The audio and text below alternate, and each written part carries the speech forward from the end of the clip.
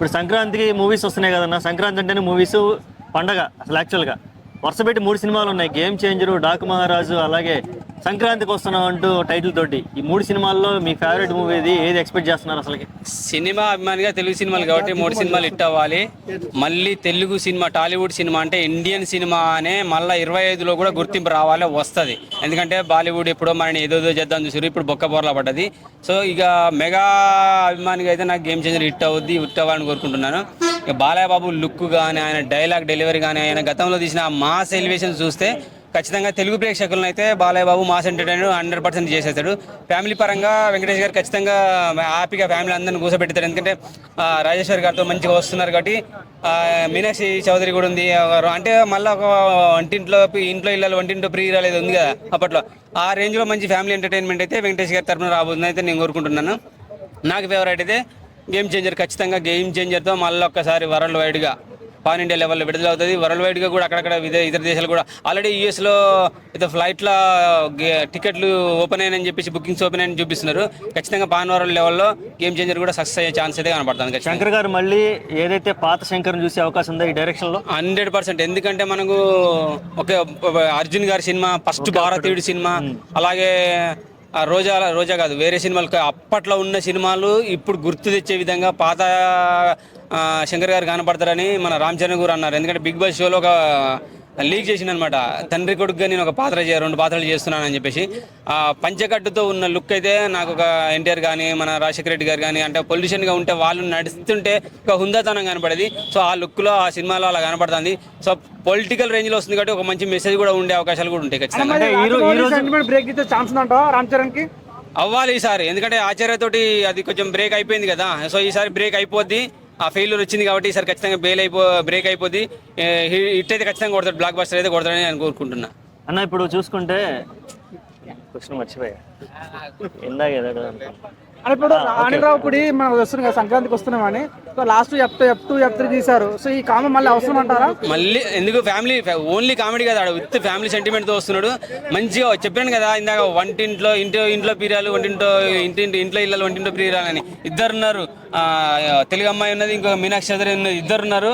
ఒక పోలీసు, ఒక ఆమె ప్రియురాలుగా, ఒక లవర్గా, ఇద్దరు భార్యగా ఇద్దరు వస్తున్నారు. కాబట్టి ఖచ్చితంగా పాత సినిమాలు గుర్తొస్తాయి. ఫ్యామిలీ ఎంటర్టైన్మెంట్ అయితే వెంకటేష్ గారి తరఫున వస్తుంది. మాస్ హిట్గా బాలయ్య బాబు తరఫున వస్తుంది. So mass, class and political రేంజ్లో రామ్ చరణ్ది గేమ్ చేంజర్ రావాల్సింది కదా. సంక్రాంతి పండుగ వారం రోజులు నాకు తెలిసి సినిమా అభిమానులు గట్టిగా ఎవరైతే ఉన్నారో వాళ్ళు థియేటర్ కానీ టెంట్ వేసుకొని పడుకుంటారేమో. ఎందుకంటే ఒకదాని తర్వాత ఒకటి 3-4 సినిమాలు ఉన్నాయి కాబట్టి ఖచ్చితంగా అక్కడ పడుకుంటారేమో. ఐమాక్స్ కూడా నాకు తెలిసి టెంట్లు ఎత్తారేమో నాకు తెలిసి. ఇప్పుడున్న ట్రెండ్ ప్రకారం పొలిటికల్ డ్రామా ఏమన్నా సక్సెస్ వర్కౌట్ అయిద్దంటావా రామ్ చరణ్ది? ఎందుకంటే ఇప్పుడు మనకు తెలుగు రాష్ట్రాలు 2 అయినాయి, సపరేట్ అయిపోయినాయి. అక్కడ ఒక కొత్త డ్రామా స్టార్ట్ అయిపోయింది. జగన్ ఓడిపోయి కొత్త ప్రభుత్వం రావడం, పాత వాళ్ళు అది చేయలేదు, వీళ్ళు ఇది చేయలేదు. మంచి బజ్ ఉండేది. ఎన్నికలు అయిపోయినాయి కదా అన్ని చోట్ల. ఎన్నికలు అయిపోయినా సరే ఇప్పుడు మన రీసెంట్ గా ఒకటి విన్నాం కదా, సీజ్ ద షిప్ అని చెప్పేసి. ప్రతి హీరోకి వాళ్ళకి ఆ సినిమాల్లో వచ్చే ఎలివేషన్ ఒక్క డైలాగ్ తో వచ్చింది పవన్ అన్నకి. సో ఖచ్చితంగా పవన్ అన్న అభిమానులే కాదు, మెగా ఫ్యామిలీ అభిమానులు మొత్తం ఖచ్చితంగా సినిమా చూస్తారు. గేమ్ చేంజర్ పొలిటికల్ లెవెల్లో ఉండే మెసేజ్ చూస్తారు. ఖచ్చితంగా హిట్ అయితే కొడుతుంది, ఇండస్ట్రీ హిట్ అయింది నేను చెప్పను. రాజమౌళి సినిమా తర్వాత ప్రతి హీరోకి ఫ్లాప్లే దొరుకుతాయి కదా. సో ఆచార్యతోటి అది అయిపోయిందని అనుకుంటున్నా. ఈ సినిమాతోటి ఖచ్చితంగా హిట్ కొడతాను అనుకున్నా. మనం శంకర్ని పక్క పెట్టేసుకోవాలి. భారతీయుడు 2 కొంచెం మైనస్ అయిపోయింది కదా, దాని ఎఫెక్ట్ దీని మీద పడుతుందేమో అని అటువంటి ఆలోచన అవసరం లేదు. ఎందుకంటే ఆడ ఉన్నది దిల్ రాజు, ప్రొడ్యూసరు, డిస్ట్రిబ్యూటరు. ఆయన రకరకాలుగా ఆయన యాంగిల్లో ఆయన ఆలోచిస్తాడు. నచ్చకపోతే దాన్ని 100 కోట్లైనా మళ్ళీ ఖర్చు పెట్టి రీషూట్ చేపిస్తాడు. కాబట్టి శంకర్ని పక్కకు పెట్టేసి మనం దిల్ రాజుని నమ్మకం పెట్టేసుకొని హ్యాపీగా రామ్ చరణ్ ఉన్నాడని అనుకొని సినిమాకి వెళ్ళిపోతే హ్యాపీగా పండుగ చేసుకోవచ్చు. పండుగ వారం రోజులు చేసుకోవచ్చు.